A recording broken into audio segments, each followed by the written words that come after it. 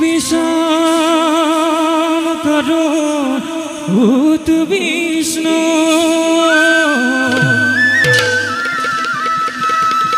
श्रकंत काम को तीजिता जगत पालक धाता साधु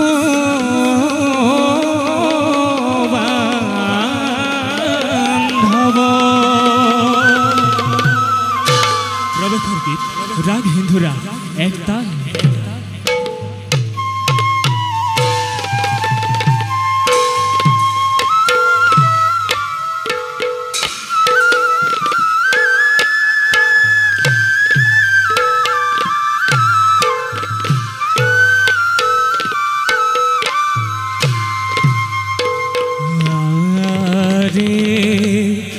पर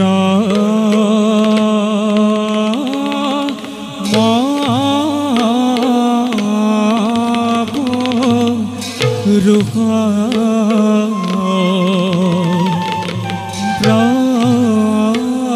प्रभु दिला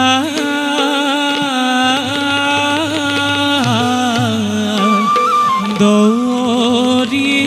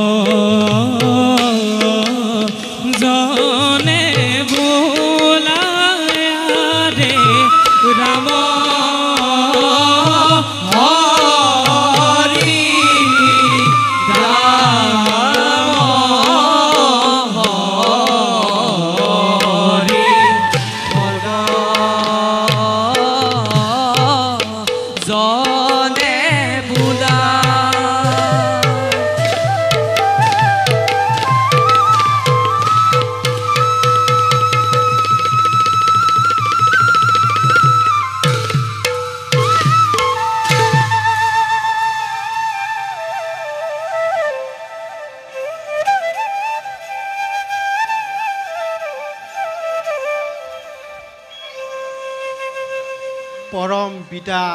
নিৰঞ্জনৰ ইচ্ছাত আমি এই বিশ্বব্ৰহ্মাণ্ডৰ জীৱসমূহক পালনৰ গভীৰ দায়িত্ব কৰিছোঁ বহন। আমাৰ কৰোণাতেই এই বিনন্দীয়া সৃষ্টি, আমাৰ এই লীলাভূমি সমস্ত জগত, এই জগতত দুষ্টক দমন আৰু সাধুভক্তসকলক পৰিত্ৰাণৰ উদ্দেশ্যে আমি যুগে যুগে নানা ৰূপে লওঁ অৱতাৰ। আমি এই জগতৰ গৰাকী, আমি এই বিষ্ণু, আমি এই ওমকাৰ। ওমকাৰ ৰূপ ধৰি তুমি প্ৰভু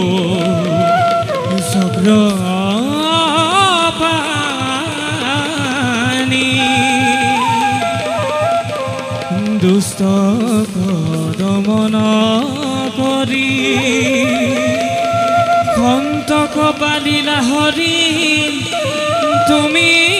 প্ৰভু জগতৰ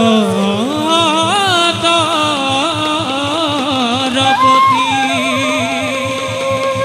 হৰি ওম নাৰায়ণ, হৰি ওম নাৰায়ণ, হৰি ওম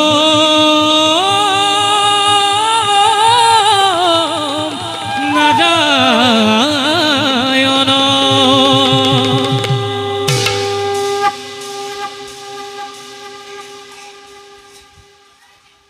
কৃষ্ণ ৰস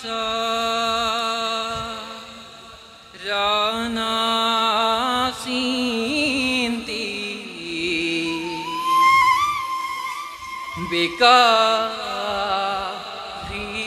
হৃদয়তা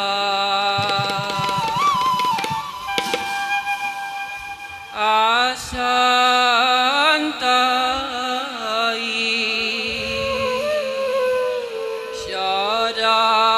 সৰাহাৰি সমস্ত ভূততা।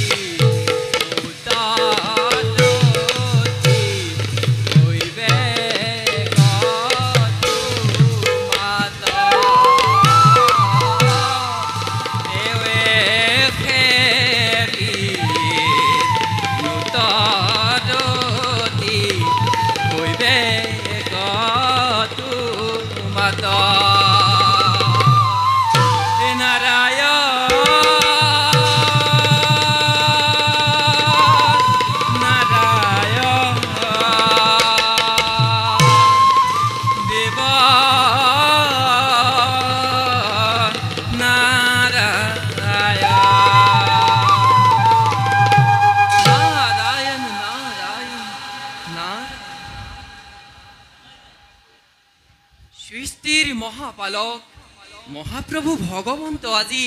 সংসাৰৰ কিবা সুবিমত চিন্তাত গ্ৰহণ কৰি নাৰদৰ ভক্তিৰ অঞ্জলি বেকত কৰকচোন প্ৰভু নাৰাখি কপট সৃষ্টি পালকৰ হৃদয়ৰ বিমৰ্ষতাৰ কাৰণে উঠা উঠা নাৰদ ভাল নাৰদ প্ৰভু আজি তুমি উপযুক্ত সময়তেই বৈকুণ্ঠত ভোলাও উপস্থিত নাৰায়ণ নাৰায়ণ কোৱাচোন নাৰদ আছে নেকি তিলুকত কিবা নবীন সংবাদ নাৰায়ণ নাৰায়ণ উপহাস নকৰিব প্ৰভু উপহাস যাৰ ইচ্ছাত জল স্থল বায়ু এই ত্ৰিদশ ধাৰা যাৰ অনুগ্ৰহত শ্যাম বসুন্ধৰা ত্ৰিজগতৰ নিয়ন্তা আপুনি প্ৰশ্ন কৰিয়েই নিষ্কিন নাৰদক উপহাস নকৰিব প্ৰভু ভুল তুমি নুবুজিবা নাৰদ জানো আমি তলুক্যৰ সমস্ত সংবাদ কিন্তু তোমাৰ এই চাতুৰ্যপূৰ্ণ বক্তব্য শুনি আমি বিমল আনন্দ পাওঁ নাৰায়ণ নাৰায়ণ সেয়েহে লীলাময় জগত পালকে আজি নিষ্কিন সেৱককো কৰিছে চালনা বাৰ প্ৰভু এইবাৰ ত্ৰেতা যুগত লীলাময় জগত পালকে কি লীলাৰ কৰিছে সূচনা তাৰ বাতৰি ল'বলৈহে আজি এই নাৰদৰ বৈকুণ্ঠে আগমন প্ৰভু কক প্ৰভু নাৰাখি কপট সৃষ্টি পালকৰ কক প্ৰভু নাৰাখি কপট শুনা নাৰদ এইবাৰ মই ৰাম ৰূপে মানৱ অৱতাৰ লৈ লীলামালা কৰিম সম্পাদন নাৰায়ণ নাৰায়ণ মোৰ এই লীলা কাৰ্যত তোমাৰ পদে পদে লাগিব সহায় ভাল প্ৰভু এতিয়া তুমি যোৱা সময়ত তোমাক মই কৰিম সুমৰণ ভাল প্ৰভু পুনশ্চ আপোনাৰ চৰণত প্ৰণিপাত জনাই এই নাৰদেৱে মাগিছে গীতা ভাল বাৰু বৈকুণ্ঠ ভৱনে দেখিলো নয়নে দেৱনাৰায়ণ হৰি প্ৰভু ৰাতুল চৰণতে সোণৰনো পূৰ্বাজে ৰুণজু নজু নকৰি ৰুণজু নজু নকৰি বৈকুণ্ঠ ভৱনে দেখিলো নয়নে দেৱনাৰায়ণ হৰি প্ৰভু ৰাতুল চৰণতে সোণৰনো পূৰ্বাজে ৰুণজু নজু নকৰি ৰুণজু নজু নকৰি হৰি ৰাম ৰাম কৃষ্ণ ৰাম ৰাম হৰি ৰাম ৰাম কৃষ্ণ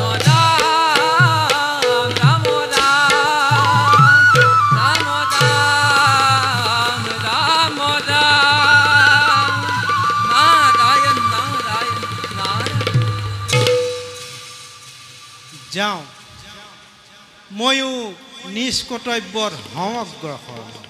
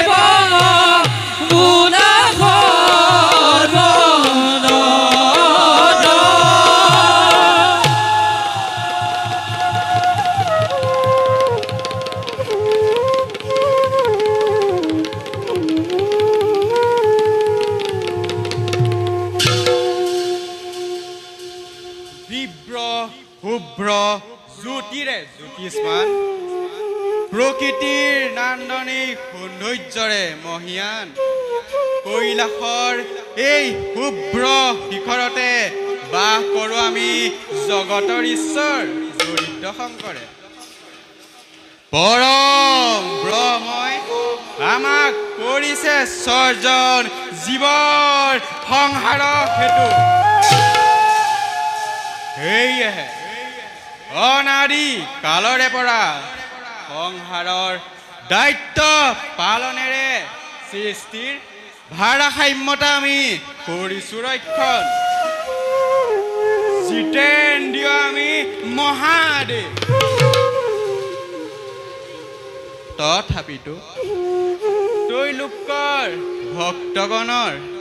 আকুল আহ্বানে আমাৰ কঠিন হৃদয়তো কৰুণাৰ উদ্ৰেক কৰে মনোমত বৰ প্ৰদান কৰি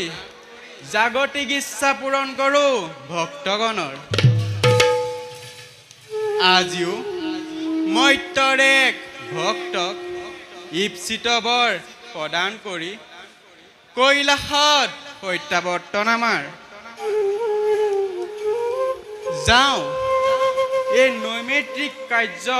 কৰি সম্পাদন পাৰ্বতী সমে কৰোঁগৈ নিৰ্গুণ হৰি কথন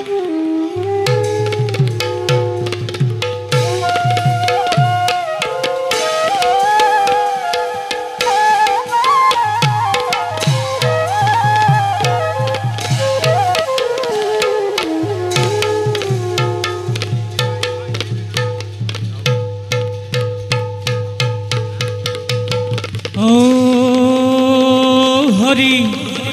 ও রাম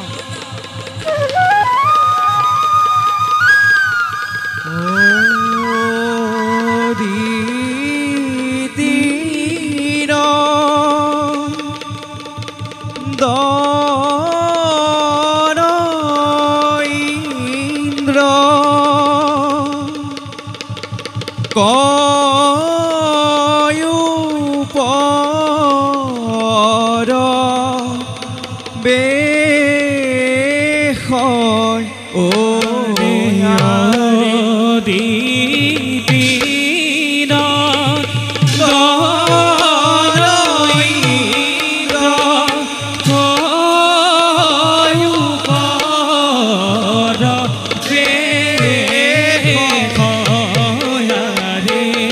সঙ্গে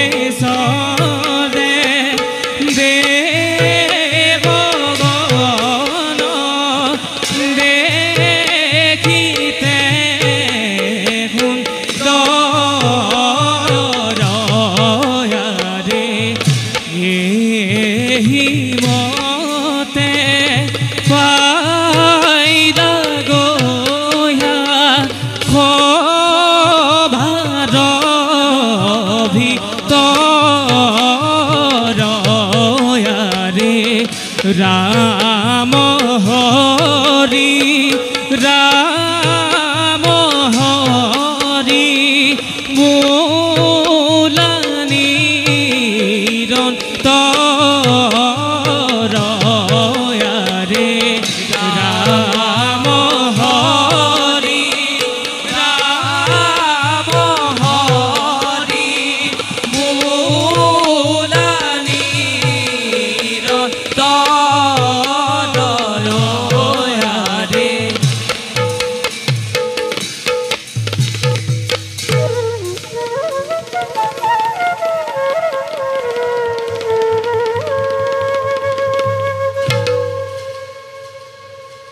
জগতৰ যক্ষ ৰক্ষ নাক নৰ সকলোৰে চিৰ আকাংক্ষিত অমৰাৱতীপুৰৰ অধীশ্বৰ মই দেৱ পুৰন্দৰ 33 কোটি দেৱতাই যাৰ আদেশ পালিবৰ হেতু সদা হস্তম অদিতি নন্দন মই দেৱৰাজ ইন্দ্ৰ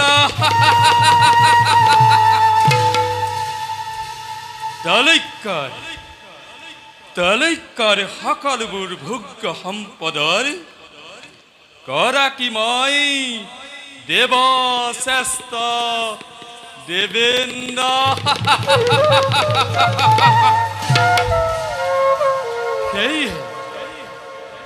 সেয়েহে অমৰাৱতীপুৰী হস্তগত কৰিবৰ বাবে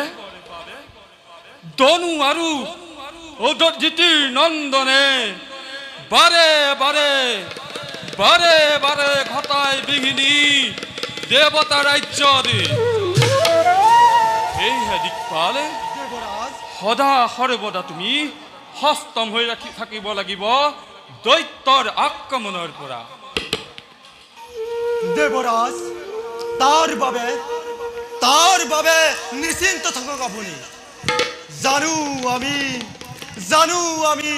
আমাৰ কৰ্তব্য মাথো লাগে আপোনাৰ অনুমতি এতিয়াই কৰ্তব্য কৰিম নিশ্চয় উত্তম অতি উত্তম দিকপাল তুমি সদায় অমৰাৱতীৰ চতুৰ্দিশে হস্তম হৈ থাকিব লাগিব চাব যাতে দানৱে কোনো মতে আমাৰ স্বৰ্গ ৰাজ্যতে আক্ৰমণ কৰিব নোৱাৰে কাৰণ দৈত্য হৈছে অতিকে চতুৰ ব'লা দিকপাল এবে যাওঁ নৰ্তকীগণৰ পাশে নৰ্তকীগণৰ নৃত্য গীত কৰি উপভোগ ৰাজ কাৰ্যৰ অৱসাদী দূৰ কৰোঁগৈ ব'লক দেৱৰাজ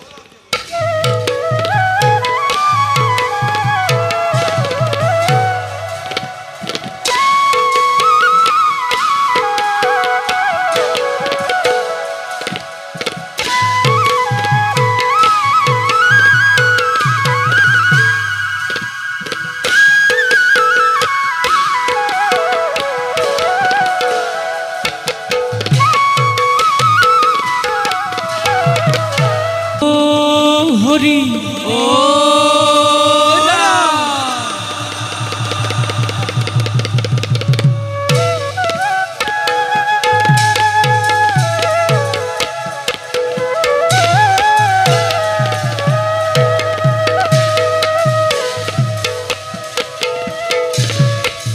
ये प्रवेशिना सभा माजे प्रवेशिना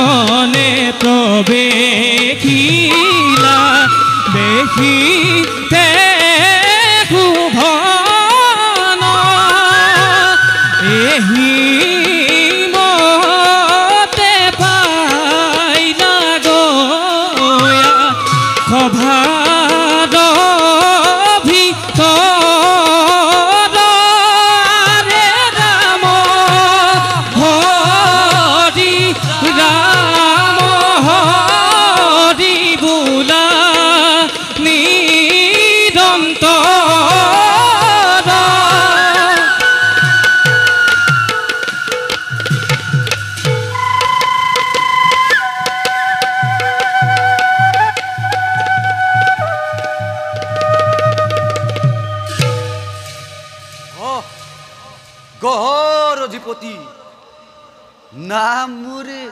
শনি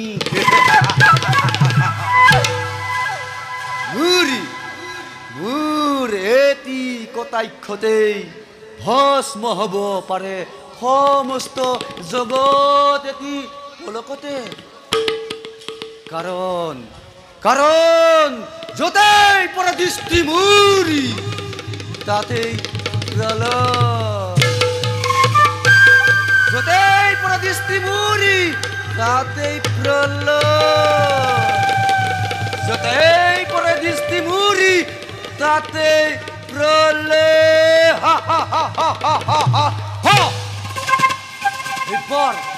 এইবাৰ দৃষ্টি মুৰি অযোধ্যা ৰাজ্যত অযোধ্যাৰ ৰজা দশৰথৰ দৰ্প চূৰ্ণ কৰিবৰ বাবে কাৰণ অন্য দেৱতাকে পূজা কৰে মানৱে সাক্ষাতে পাবৰ বাবে আৰু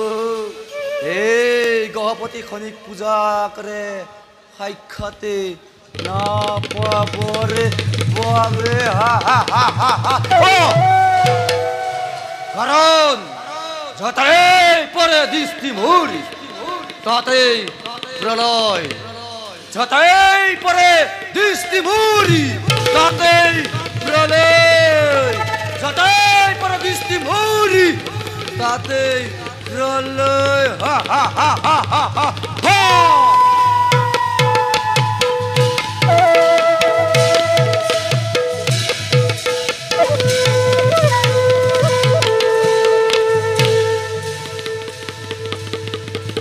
ও হৰি ও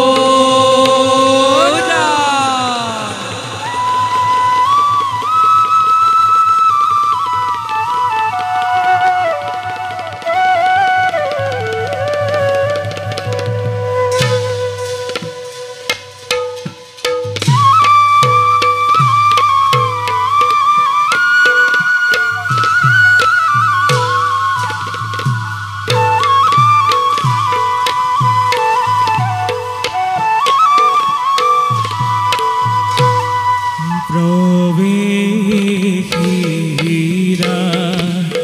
দশৰথ অযোধ্যাৰ চৰণ সঙ্গে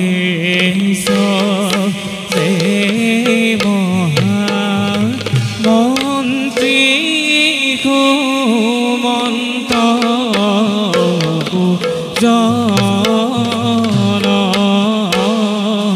অঙ্গে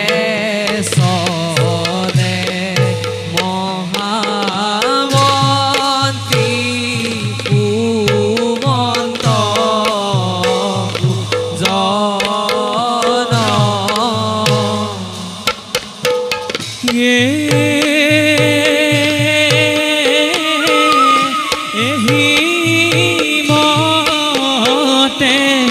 পাইলা গোয়ায়ে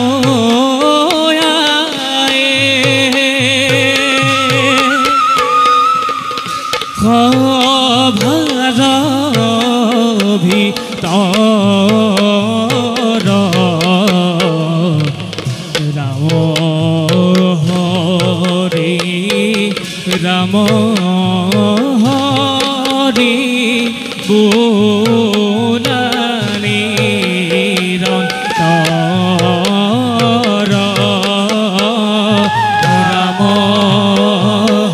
হৰি ৰাম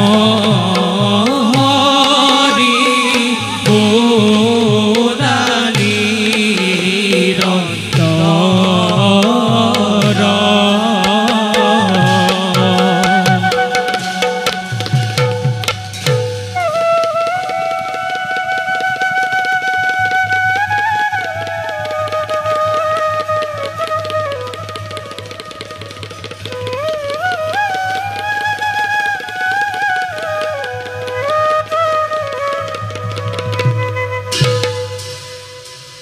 মন্ত্ৰীবন মহাৰাজ আছেনে কুশলে মোৰ অযোধ্যাৰ প্ৰিয় প্ৰজাগণ মহাৰাজ দুৰ্ভিক্ষ মাৰি মৰক কিম্বা বহি শত্ৰুৰ আক্ৰমণে কৰে নেকি জৰ্জৰিত প্ৰজাগণৰ জীৱন কওক মন্ত্ৰীবৰ কওক সকলোতে নকৰিব মহাৰাজ মন্ত্ৰীবৰ সকলোৰে মংগল আজি অযোধ্যা ৰাজ্য কিন্তু মহাৰাজ কিন্তু বুলি ৰৈ গ'ল কিয় মন্ত্ৰীবৰ প্ৰকাশ কৰক আপোনাৰ মনৰ বতৰা মহাৰাজ মন্ত্ৰীবৰ আজি প্ৰায় বহুদিন ধৰি নিৰীক্ষণ কৰিছোঁ আপোনাক পূৰ্ণিমাৰ চন্দ্ৰহেন মুখখনি আপোনাৰ দেখা পাওঁ যেন বিষাদৰ কলীয়া ডাৱৰে আৱৰা ৰাজ কাৰ্যটো নাই সেই পূৰ্বৰ সজীৱতা ইয়াৰ কাৰণ কি মহাৰাজ মন্ত্ৰীবৰ বুদ্ধিমত্তাৰ সাক্ষাৎ প্ৰতিমূৰ্তি আপুনি হোৱা নাইনে বোধগম্য আমাৰ উদাসীনতাৰ কাৰণ মন্ত্ৰীবৰ মহাৰাজ মহান সূৰ্যবংশীয় ইক্ষ্বাকুকুলৰ ৰজা মহাৰজাসকলে মহাপৰাক্ৰমেৰে অযোধ্যা শাসন কৰি সুখ্যাতি ৰাখিছিলে ধৰাৰ বক্ষত কিন্তু মন্ত্ৰীবৰ ত্ৰিজগত বন্দিত ইক্ষ্বাকুকুলৰ শোণিতৰ ধাৰা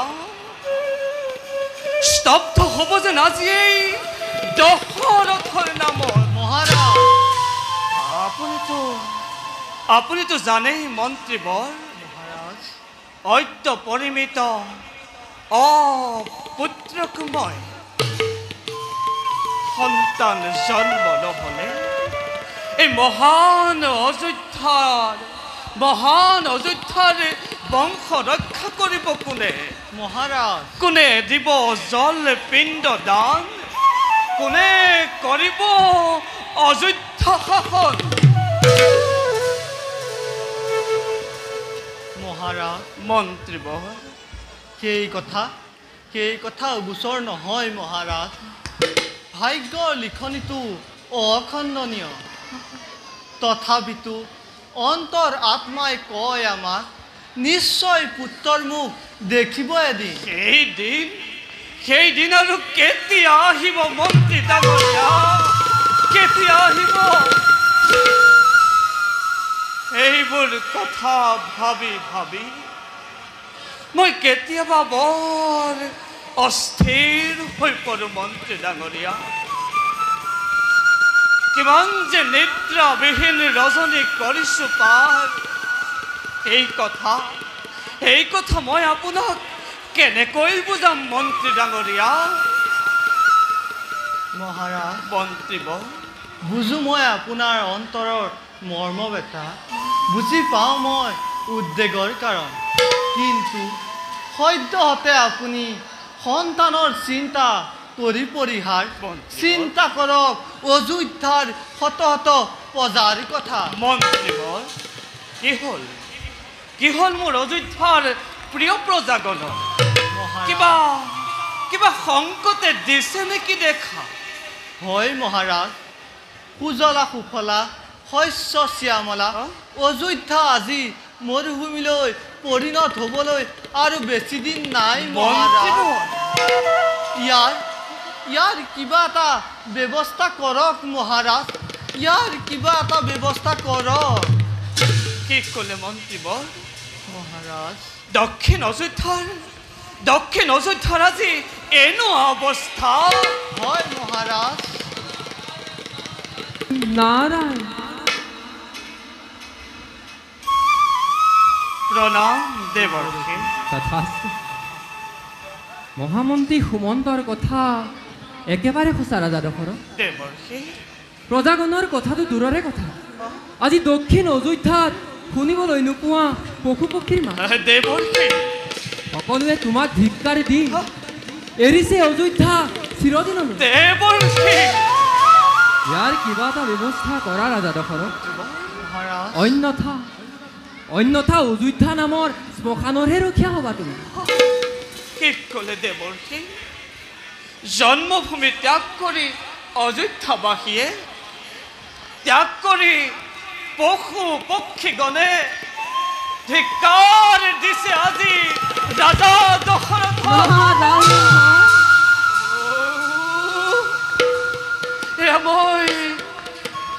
মই কি কাৰ্য কৰিছো?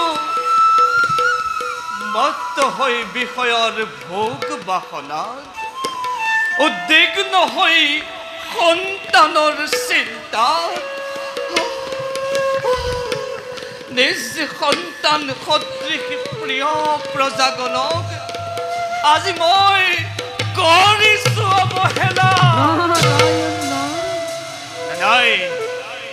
নাই দেৱৰ্ষি, নিশ্চয় কৰিম মই ইয়াৰ প্ৰতিকাৰ। উত্তম ৰাজন। হে দেৱ,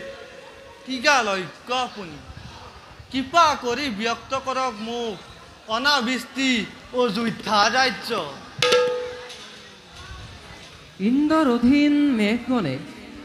কিবা হেতু বৃষ্টিপাত কৰা নাই, নুবুজিলো আমি। শুনা ৰাজা, শুনা ৰাজা দশৰথ, সিও তোমাক হিত উপদেশ প্ৰথমে পৰিভ্ৰমণ কৰি তোমাৰ ৰাজ্যৰ দক্ষিণ প্ৰান্তত ৰাজ সাহায্য প্ৰদান কৰা ভোকাতুৰ প্ৰজাৰ মাজত। নিশ্চয় দেৱৰ্ষি, নিশ্চয়। তাৰ পাছত ক্ৰমিক পৰিভ্ৰমণ কৰি অমৰাৱতীপুৰে সোধাগৈ দেৱেন্দ্ৰক ইয়াৰ কাৰণ আছে তোমাৰ শক্তি শৰীৰত পৰাজিত কৰি দেৱেন্দ্ৰক সমূহ সমৰত বৃষ্টিপাত কৰোৱা অযোধ্যা ৰাজ্য। উত্তম দেৱৰ্ষি, আপোনাৰ বাক্য শিৰোগত কৰি আজিয়ে যাম মই দক্ষিণ অযোধ্যালৈ। নাৰায়ণ নাৰায়ণ। প্ৰদান কৰি অন্ন বস্ত্ৰ ৰাজভঁৰালৰ পৰা প্ৰজাগণৰ মই ৰাখিম জীৱন। তাৰ পাছত যাম মই অমৰাৱতীপুৰে, সুধিম দেৱেন্দ্ৰক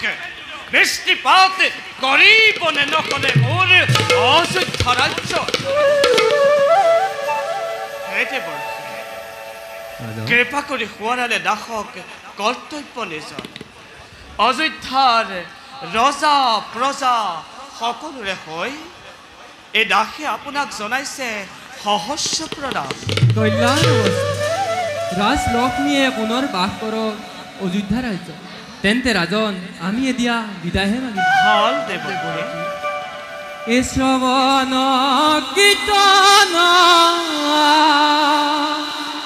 মদন বিষ্ণুৰ, শ্ৰৱণ কীৰ্তন মদন বিষ্ণুৰ, শ্ৰৱণ কীৰ্তন মদন বিষ্ণুৰ, শ্ৰৱণ কীৰ্তন মদন বিষ্ণুৰ, অৰ্চন পদ সেৱন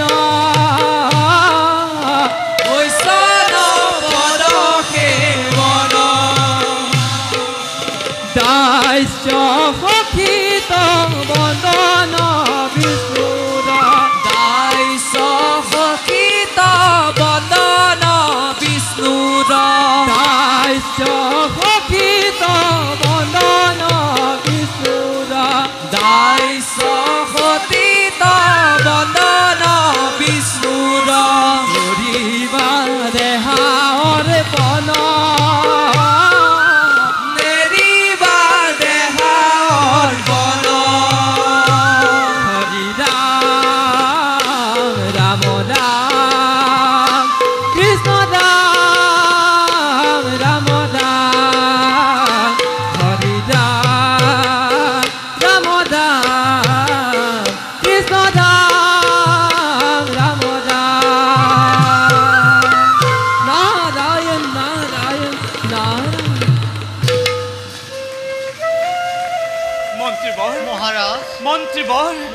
শুনিলেনে দেৱৰ্ষি নাৰদৰ কথা? বলক মন্ত্ৰীবৰ, যাওঁ আমি অযোধ্যাৰ দক্ষিণ প্ৰান্তলৈ। বলক মহাৰাজ।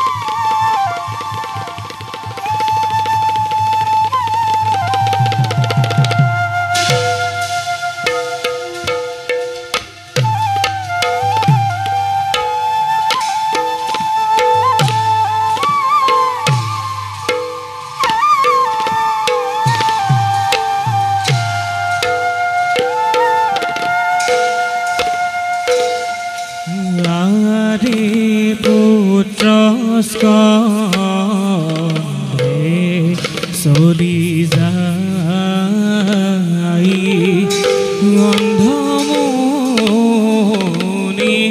অন্ধমুনিবৰ আৰে সংগে চদে অন্ধ ভাজা অৰণ্য ভিতৰে সংগে চদে অন্ধ ভাজা অৰণ্য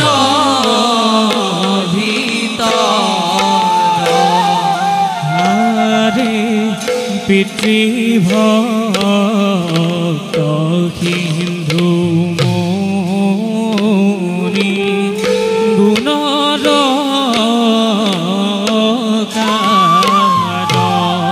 গাৰে ৰাম হৰি ফুলানি নিৰন্তৰ আৰে ৰাম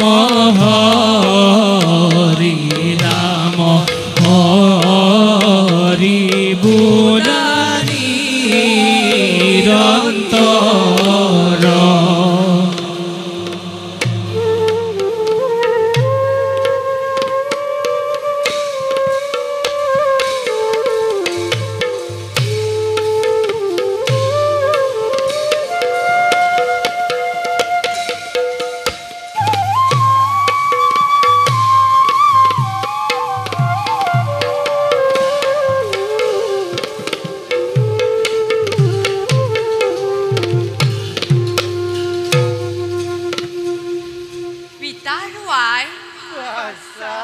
এই অধম পুত্ৰৰ সেৱা কৰিবা গ্ৰহণ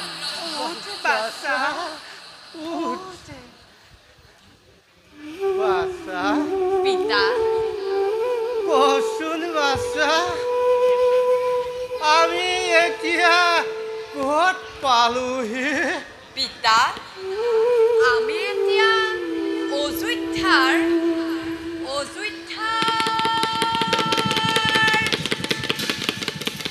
পিতা অযোধ্যাৰ দক্ষিণ প্ৰান্তৰৰ সীমামূৰীয়াই অৰণ্যৰ মাজত আই তই আমাৰ জীৱনৰ একমাত্ৰ সম্বল হয় আই মাতৃ হৈ নেদেখিলো নিজ পুত্ৰৰ বুকে কেনি গলি বাচা কাষ চাপিয়া বৰ্ষা কৰি তোৰ হুকুমত দেখা আন্তডাল ভুৱে দুখুনি পাতিয়ে বাচ্চা তোৰ বাহিৰে যে আমাৰ আৰু কোনোৱে নাই বাচ্চা আৰু কোনোৱে নাই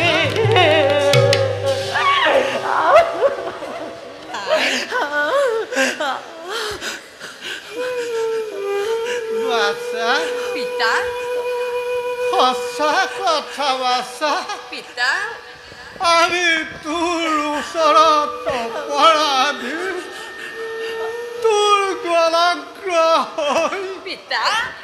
আমি তোক কিমান শাস্তি দিছো বাচ্চা নহয় পিতা নহয় আই বাচ্চা তোমালোকে তেনেকৈ নকবা বাচ্চা পিতৃ মাতৃৰ চৰণ সেৱা কৰাই জানো পুত্ৰৰ একমাত্ৰ কৰ্তব্য নহয়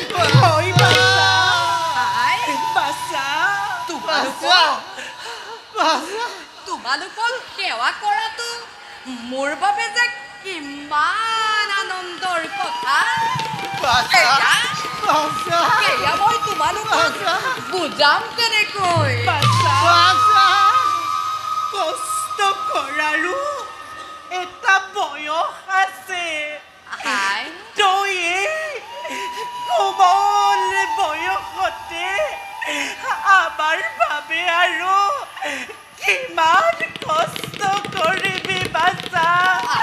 কিমান কষ্ট কৰিবি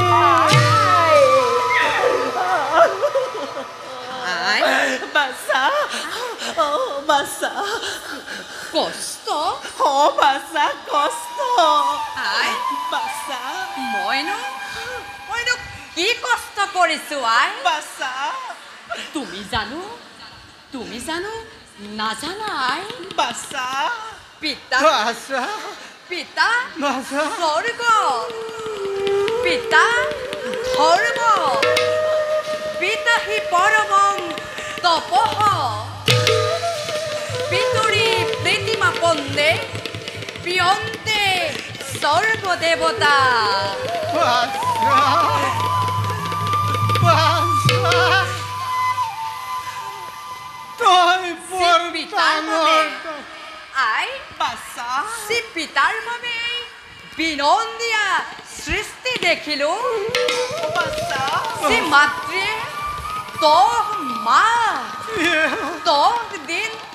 গৰ্ভত ৰাখি বক্ষৰ অমৃতেৰে মোক ডাঙৰ কৰিলে তাৰ প্ৰতিদান জানো কোনো পুত্ৰই জীৱনত খুজিব পাৰিব আই বাচা কেতিয়াও নোৱাৰে আই। বাচা নোৱাৰে। বাচা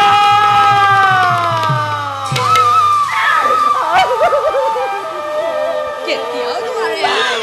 বাচা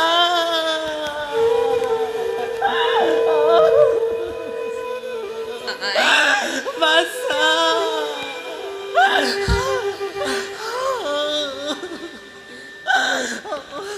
বাছা পিতা তই বৰ ডাঙৰ ডাঙৰ কথা ক'বলৈ শিকিলি বাছা পিতা এয়া তোক জীৱনে শিকাইছে যি সময়ত তই সমনীয়াৰ লগত হাঁহি ধেমালিয়ে ৰং ৰহস্যই জীৱন উপভোগ কৰিব লাগিছিল পিতা সেই সময়ত তই আমাৰ কাৰণে জীৱন সংগ্ৰাম কৰি পিতা আচ্ছা পিতা হামিয়ে বননিয়ে ফল মূল বিচাৰিছ দুৱাৰে দুৱাৰে ভিক্ষা মাগিছ জানে জহে ৰ'দে বৰষুণে তিতি পিতা তই আমাক কিয় জীয়াই ৰাখিছ বাছা তই আমাক কিয় জীয়াই ৰাখিছ নহয় পিতা নকবা আৰু অন্ধ হলেও তোমালোকৰ প্ৰচায়াত থাকি মই সাহস পাওঁ পিতা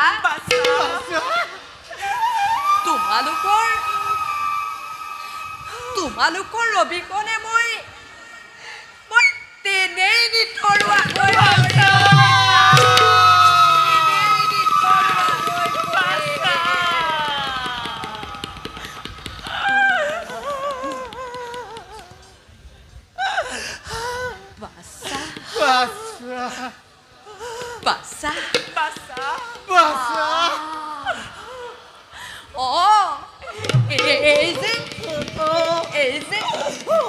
বাছা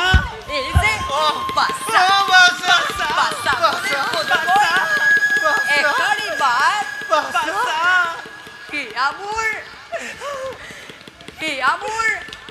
কাট পৰি যায়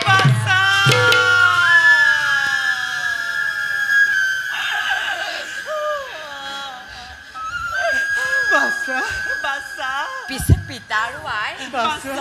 ব'লা এবে যাওঁ আমি নিজ লক্ষ্য স্থানে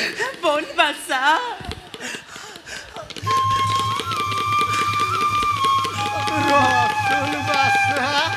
পিতা তইতো কৈছিলি আমি অযোধ্যাৰ দক্ষিণ প্ৰান্ত সীমামূৰীয়া বনৰ মাজত হয় পিতা কিন্তু কতা বাছা পিতা ইয়াততো কোনো পশু পক্ষী মাত শুনা নাই কোনো পক্ষীৰ মাত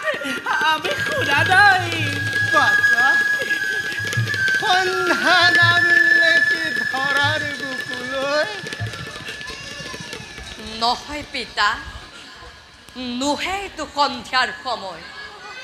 পঞ্চবৰ্ষে অনাবৃষ্টিৰ বাবে দুৰ্ভিক্ষই দেখা দিছে অযোধ্যা ৰাজ্য ফল মূল অন্নৰ অভাৱত আই সকলোৱে এৰিছে ৰাজ্য আনকি পিতা প্ৰজাসকলৰ লগতে বনৰ পশু পক্ষীগণো দেহান্তৰ হৈছে আৰু প্ৰজাসকলে কৰিছে গঞ্জনা যে মহাৰাজ দশৰথৰ বাবে ৰাজ্যত ঘটিছে আজি এনে ঘোৰ অমংগল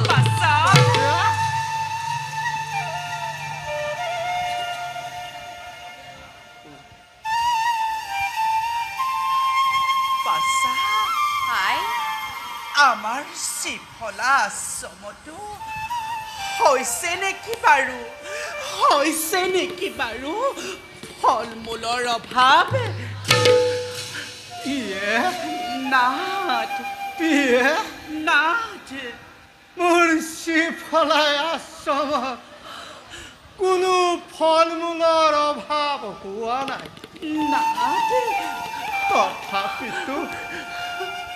তথাপিতো মনত মোৰ লাগিছে বেজাৰ পিতা সেই ৰাজাক কুকৰ্মৰ বাবে পিতা এই দশৰথ ৰজাক কুকৰ্মৰ বাবে পিতা আজি নিশয় প্ৰজাগণে ভুগিছে নিকা পিতা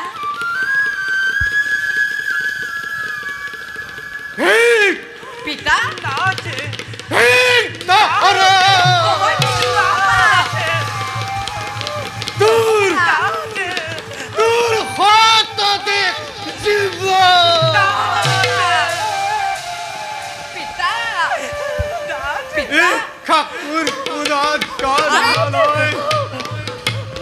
অপবিত্ৰ কৰিলি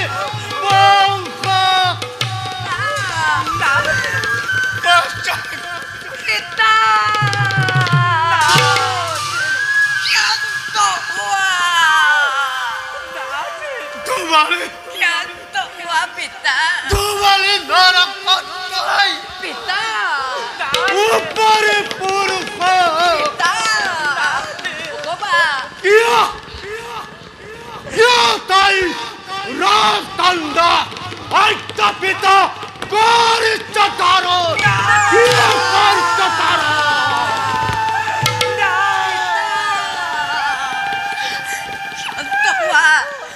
শান্ত হোৱা পিতা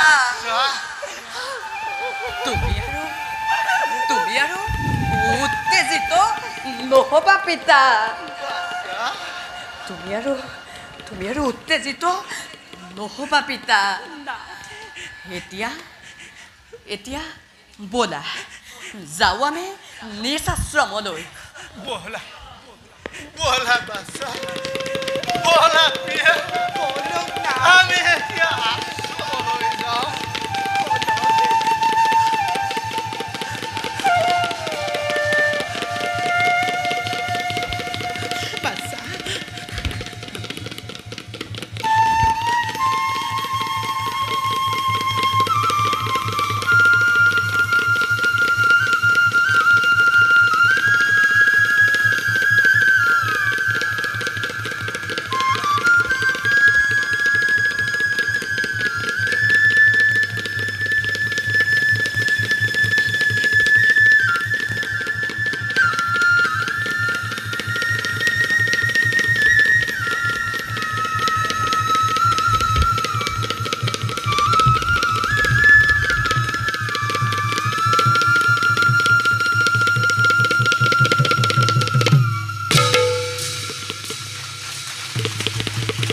ও হৰি ও ৰাম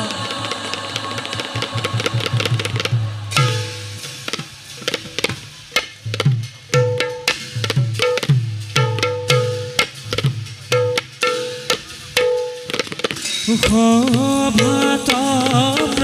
কৰে অযোধ্যাৰ অযোধ্যাৰ হিমতে পাইলা গয়া সভাৰ ভিতৰ অভাৰ ভিতৰ ৰাম হৰি ৰাম হৰি ৰাম হৰি ৰাম হৰি বোলা নিৰন্তৰ বোলা নিৰন্তৰ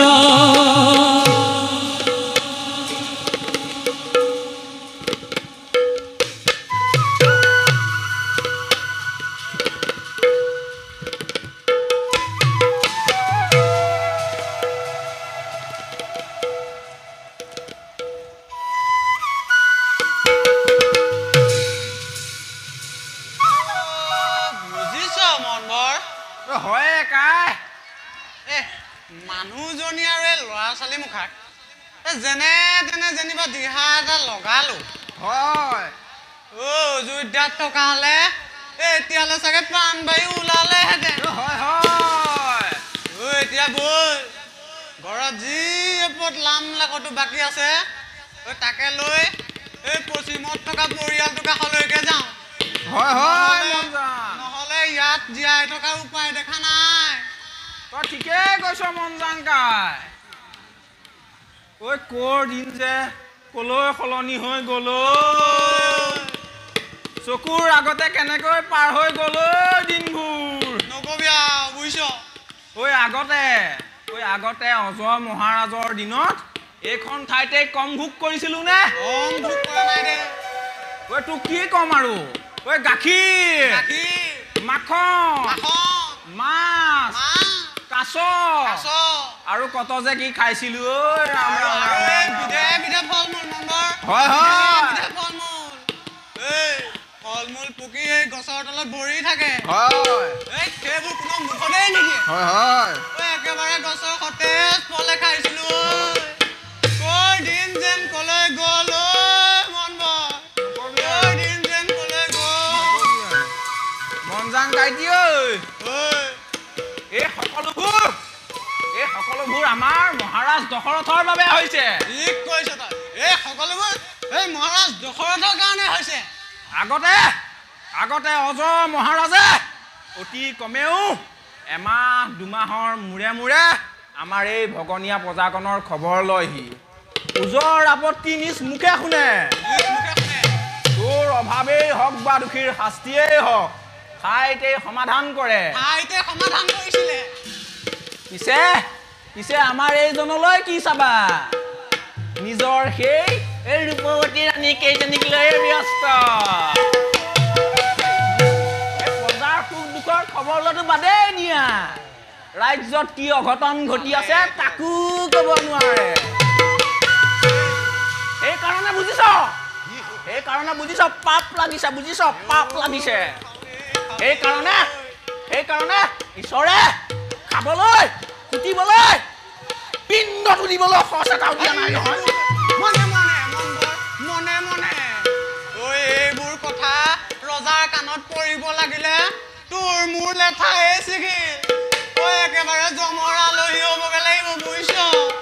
মোৰ এই বয়সত এনেকৈ মৰিবলৈ মন নাই দেই মাৰিলেও মাৰক কাটিলেও কাটক এতিয়ানো কি বৰ সুখত আছো সেইটো বাৰু হয় পিতৃ পিতামহৰ দিনত এই ৰাজ্যখন এৰিবলৈ পায় কিমান বেজাৰত ভুগিছো আমিহে জানিছো সেয়া এইটো আমিহে জানিছো তই ঠিকেই কৈছ মনবৰ তোক কৈছো নহয় 5 বছৰে যোৱা 5টা বছৰে অনাবৃষ্টিৰ ফলত আমি ভগনীয়া প্ৰজাগণে কি জীয়াটো ভুগিছো সেয়া খবৰ ল'বলৈ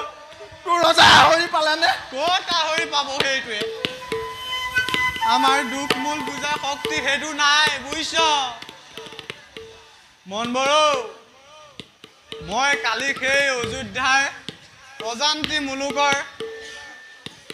গাঁৱৰ মানুহখিনিৰ সৈতে পৰিয়ালটো থৈ আহিছোঁ সময়ত গৈ নাপালে সেই আটাই মুখাৰ জীৱ যাব বুজিছ এতিয়া বল বল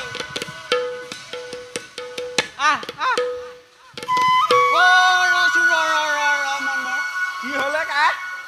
পিছে তোৰ কিমান পালে গো ভালকে সুধিলি কিনো কম লাজে লাগিছে নহয় কি হ'ল কমনো কিয়া প্ৰভু ভগৱন্তৰ কৃপাৰ ফলত এইটোৰ সৰ্বমুঠ 1.5 আছিলেগে 1.5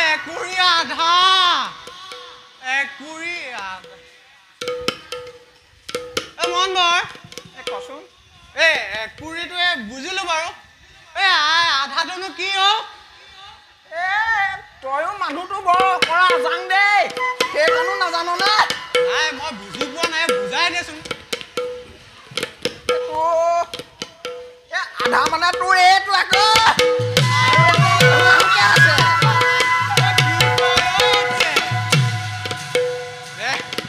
মন বাৰু তই মানুহটো বৰ আহল বহল মানুহ দেই